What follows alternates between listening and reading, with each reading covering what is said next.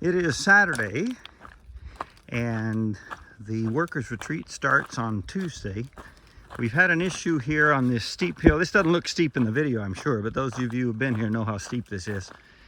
Here at the turn, there's been an issue with the water, channeling the water off. That's just been, for years, it's been a problem.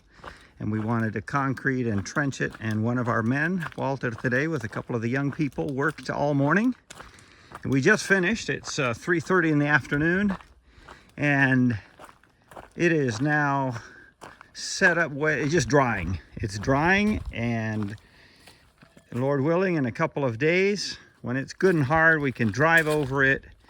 And the water coming down from here, when we have the gully washers, this will catch most of that, and it'll catch everything that normally comes down.